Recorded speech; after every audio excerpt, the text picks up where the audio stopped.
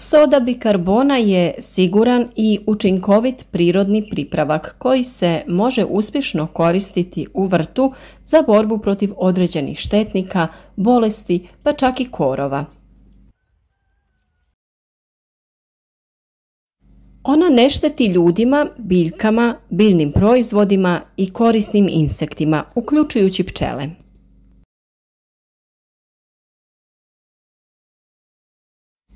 U današnjem videu doznajte koja je upotreba sode bikarbone u vrtu, kako da sami pripremite učinkovite pripravke na temelju sode i kako da ju koristite.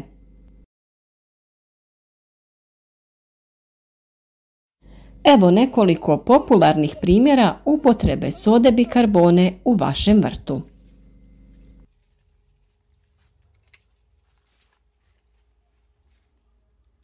A ukoliko već niste, nemojte zaboraviti zapratiti naš kanal i time podržati naš rad.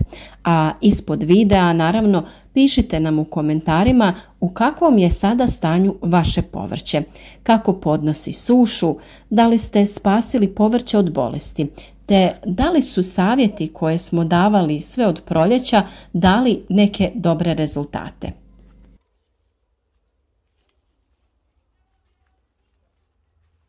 A već smo i u dosadašnjim videima spominjali sodu i njeno djelovanje u određenim situacijama. U ovom videu ćemo objediniti sve primjene sode u uzgoju voća i povrća.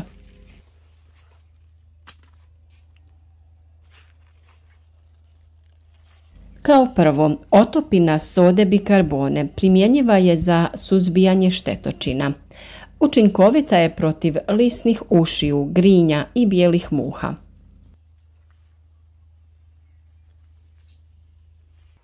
Lisne uši kao biljojedi insekti hrane se sisanjem biljaka poput povrća, voća i ukrasnog bilja.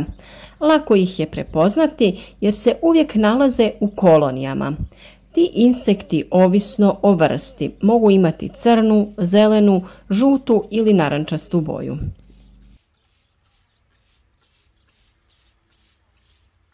Sa druge strane imamo grinje. Protiv njih je soda bikarbona također jako učinkovita. Grinje su paučnjaci, među ostalim uključuju i crvenog pauka koji se često nalazi u biljkama.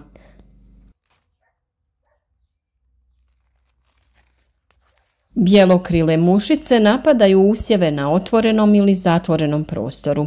Svi ovi štetnici hrane se sisajući sok biljaka i potrebno je praćenje stanja.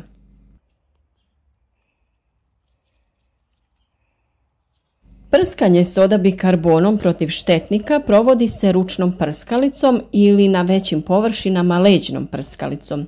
Također možete brisati lišće sobnih biljaka otopinama sode. Tretmane u svakom slučaju treba ponoviti nekoliko puta u razmacima od 3 do 4 dana.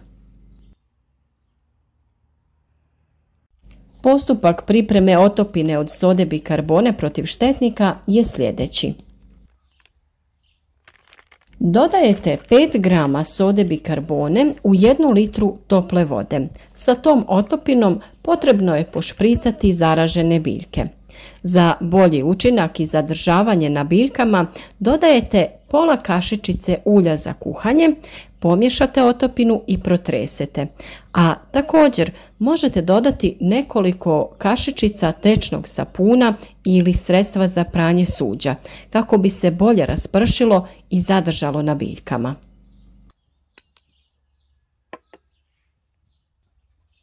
Otopine sode bikarbone pomažu i u borbi protiv gljivičnih oboljenja biljaka.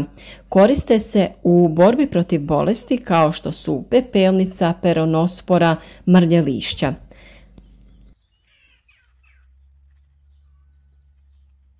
Izrada otopine sode bikarbone za borbu protiv biljnih bolesti je sljedeća. U 1 litru tople vode dodajete pola male kaškice sode bikarbone i malo sapuna. To sve pomiješate, protresete i sa tim tretirate zaražene biljke.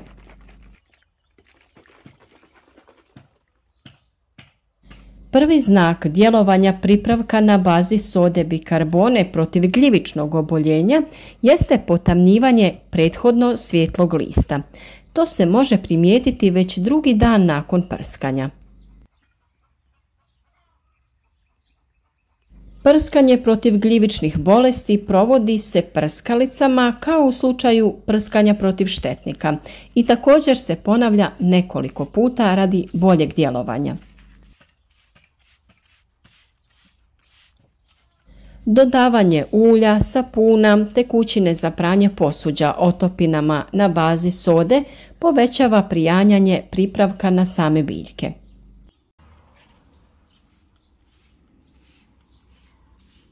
Prskanje sodom protiv štetnika, gljivičnih bolesti i protiv korova može se ponoviti nekoliko puta. Prirodni pripravci poput sode bikarbone ne djeluju brzo kao kemikalije, manje su invazivni, pa je preporučljivo koristiti sredstvo nekoliko puta ako je potrebno. A kada se radi o vremenu prskanja, najbolje je prskati u ranim večernjim satima jer je to vrijeme kada se smanjuje sunčeva svjetlost, snižava temperatura zraka i vjetar često prestaje.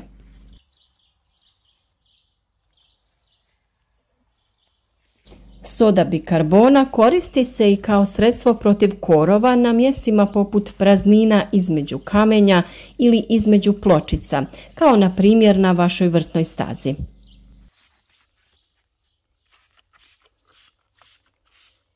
Sredstvo za prskanje u tom slučaju pripremate tako što ćete u litru vode dodati 10 do 15 grama sode.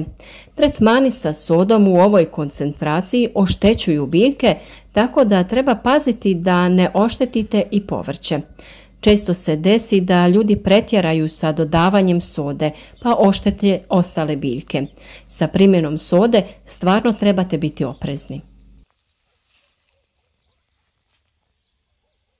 Kada pripremite sredstvo za biljke, možete ga isprobati na donjem listu jedne biljke, pa pričekate do sutra da vidite nema li posljedica.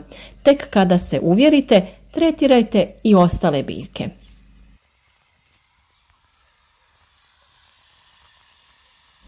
Mravi igraju korisnu ulogu u vrtu, ali kada ih je previše, humci koje stvaraju otežavaju usjevima puštanje korijenja. Njihovu bi populaciju tada trebalo ograničiti.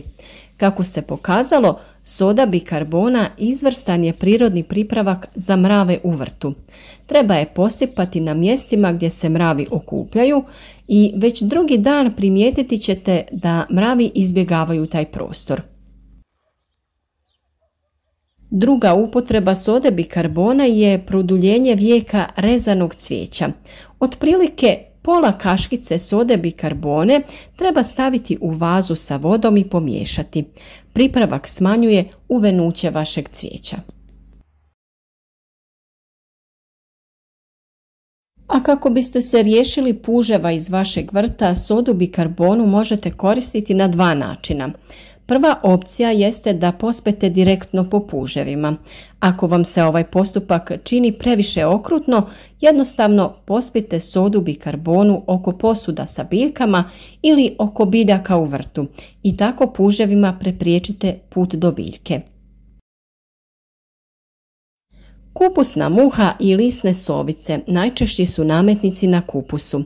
Kako biste ih se riješili, pomiješajte sodu bikarbonu sa bilo kojom vrstom brašna, može poslužiti i obično pšenično bijelo brašno. Omjer je 1:1 soda i brašno, te to sve dobro izmiješajte. Pospite pripravak po kupusu, a gusjenice će to pojesti i uginuti u roku od 1 ili 2 dana.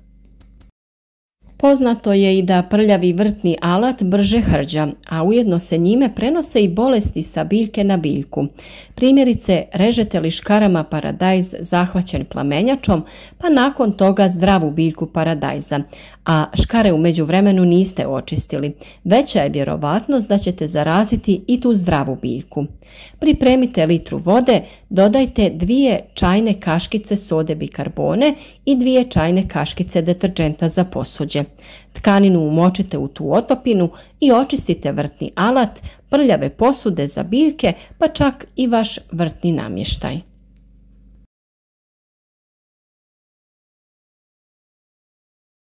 A već smo pričali o kiselosti zemljišta. Prije sadnje biljaka morali bi znati koji je pH faktor zemljišta. Test možete uraditi i pomoću sode bikarbone. U male staklene posude skupite uzorke zemlje iz različitih dijelova vašeg povrtnjaka.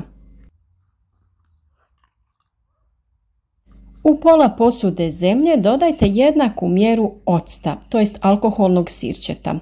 Ako se zemlja počne pjeniti, znači da je alkalna, to jest da je njen pH iznad 7.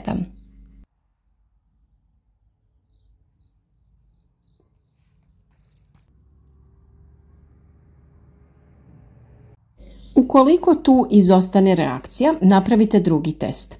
U pola čaše vode dodajte pola čaše zemlje da dobijete neku blatnu konsistenciju.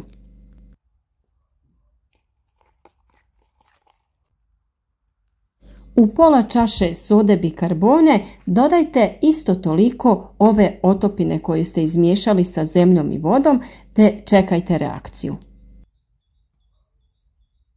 Sve to dobro izmiješajte i ukoliko se zemlja krene pjeniti, znači da je tlo kiselo, to jest da je njen pH ispod 7.